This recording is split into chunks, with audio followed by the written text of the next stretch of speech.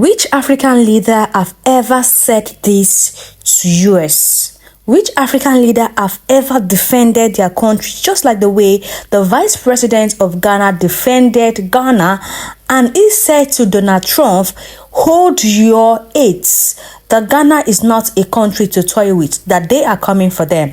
This is a word from a brave woman. Who can do that? Nobody.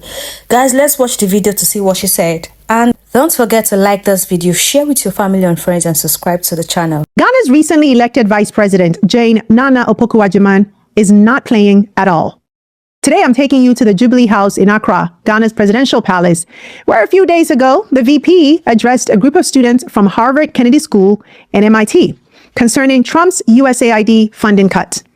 And let's just say, she did not mince words for the president. Ghana's vice president called out USAID. She said it is not a charity. The US takes more from Africa than it gives. The president of the country you are studying in, slashing aid. You see, one of the questions we have now, he hasn't asked himself, how much leaves our continent to his country? He hasn't asked himself that.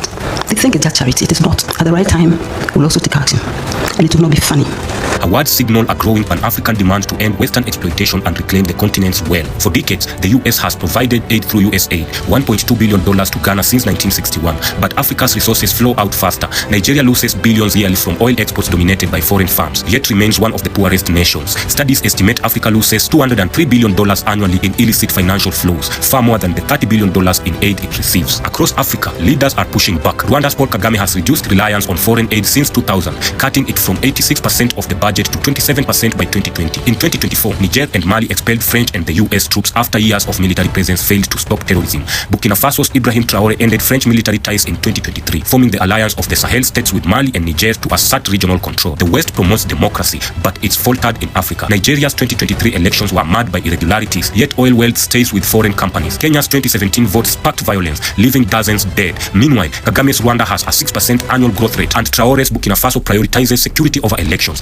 reflecting a shift towards governance that delivers results. Africa holds 30% of the world's mineral reserves. Niger produces 5% of global uranium. Ghana is Africa's top gold exporter, and Mali is a major cotton producer, yet profits largely leave the continent. A Pan-African vision demands these resources build local wealth, schools in Ghana, power in Niger, industries in Mali, and not foreign economies. Ghana's vice president has spoken. The US takes more than it gives. With leaders like Kagame and Traore rejecting Western dominance, Africa is waking up. The continent's wealth belongs here, not abroad. This is Pan-African call to action. The time for exploitation is over. Africa's future is now. Burkina Faso, Ghana, Mali, and Niger received sanctions from the US, but they retaliated by sanctioning the same countries that sanctioned them, claiming that they don't need the US as the US needs them. What? Ghana's vice president sent a stern warning to Donald Trump. They shouldn't think that the money that they are giving us is charity. And in her own way, at the right time, they will also take action, and it will not be funny.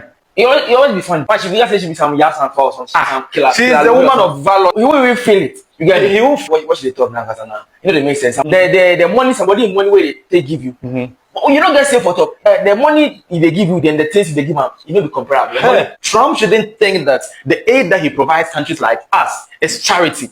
You know, we give them a lot of natural resources. These raw materials, their value is not that much. I mean, they can get these raw materials from somewhere where money doesn't get. The money they go in the pocket, they track. So if somebody wants to the money, you go feed one. If somebody wants to the money, you go feed one. Trump is just hell bent on cutting costs. Useless. He even used the word useless when he was talking about the fact that they are cutting aid. We can't act as if Africa is the only place where they can get human resources. If we can get a chance, it will steal you. Don't you know they prefer Ghanaian nurses, Ghanaian doctors abroad? And the Ghana person is corrupted because of their harsh economic conditions. So if they try to say,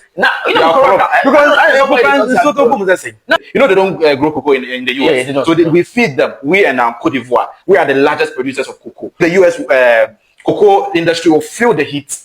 One black man will pass behind. Which black man? Oh, useless. Stupid or useless. Yeah.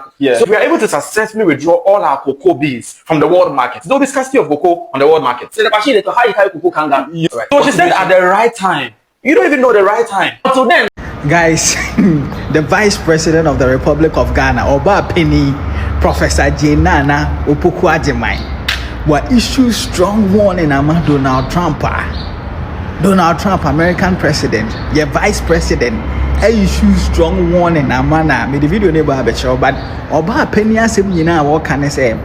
Donald Trump, a year that was say, we're to all my Ghana, all my African countries, and some of the developing countries sika no Ghana yenso ye be take action against US and it wouldn't be funny. Hey, me say udenya wote show video. I saw some people the other day crying. Trump has removed money. He said he's not giving us any more money. Why are you crying? It's not your government. It's not your country. He has no reason to give you anything. You don't pay taxes in America. This is a wake-up call for you to say, okay, what are we going to do to help ourselves? We have to begin to reprioritize what is important for us as Africans on the continent and where should our resources go. And towards that end, to remember the amount of resource we waste killing each other. When you see the devastation caused across this continent by the many unnecessary wars, Sudan, DRC, all across the Sahel, all across the continent, we have actually lost more people to bullets fired by Africans on Africans than we actually lost to the coronavirus.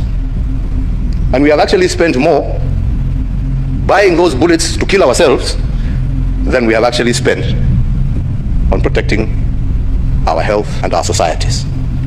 So an end to war and a collaboration towards putting an end to these conflicts and being able to repurpose our resources to where they shall have the greatest impact on our population shall remain the biggest and most critical agenda for the African continent.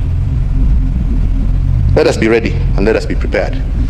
Let us be self-reliant by ensuring that we deal with the challenges that we have in order for us to be able to free resources for where they are most needed. And also as Africans, not to wait for others to come to our rescue. As I told you, our excitement when we watched CNN and BBC and everybody else celebrate these new vaccines that were being rolled out. But as we were celebrating watching the TV, none of this was coming to us. So my friends, any future pandemic that comes, don't think anybody out there is going to come and look up. They'll look after themselves first. Then if there's any surplus, bas mutapatiwa ile mabaki imebaki, mujisaidia ile kidogo kidogo tu mtupiwe tu mkule huko kando. Hata mutapatiwa bure. Kwa sababu sasa at that time hakuna shida, wamejitengeneza, nyinyi sasa shauri yenu. So you have to actually see how we ourselves are at the center of the discussion of any future pandemic that may occur, and how we as Africans are going to be prepared with our own resources, with our own vaccines, with our own research, with our own academia, with our own private sectors, to prepare ourselves to face any future challenges. And let me conclude by saying that whether we like it or not, funding for this has to come from ourselves. I saw some people the other day crying, Trump has removed money. He said he's not giving us any more money. Why are you crying? It's not your government, it's not your country. He has no reason to give you anything. I mean, you don't pay taxes in America. He's appealing to his people. Shauri yenu bana. This is a wake-up call for you to say, okay, what are we going to do to help ourselves? Instead of crying, tujiulize, what are we going to do? Haya, ametoa hiyo pesa, sasa tutafanya namna gani jamani? What are we going to do? To support ourselves. Because nobody is going to continue holding out a hand there to give you. It is time for us to use our resources for the right things. We are the ones who are using them for the wrong things. The bullets and the guns we buy, we're not given for free. We buy them. And we're not buying them to go and fight wars off our shores. We are fighting our own people, hapa too. Brother killing sister, sister killing brother, over stupid things.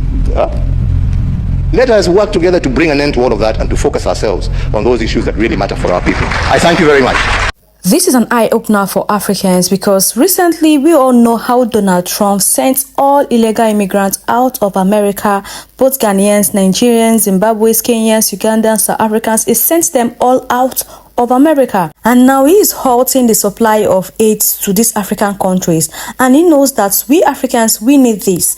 And the Vice President of Ghana stood stood out bravely with this other president. They are the only two presidents that I've seen that have said that Africans cannot be cheated. You can't come to Africa and take everything that belongs to Africa and give us peanuts and still suffer us on the things you're taking from us. You take our cocoa, you take our gold, you take our crude oil, you take everything that belongs to us here in Africa.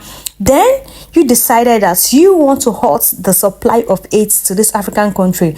The vice president of Ghana is one brave lady, and I applaud her for that. Let me know your thoughts in the comment section. Don't forget to like this video, subscribe to the channel. I'll see you guys in the next one. Bye.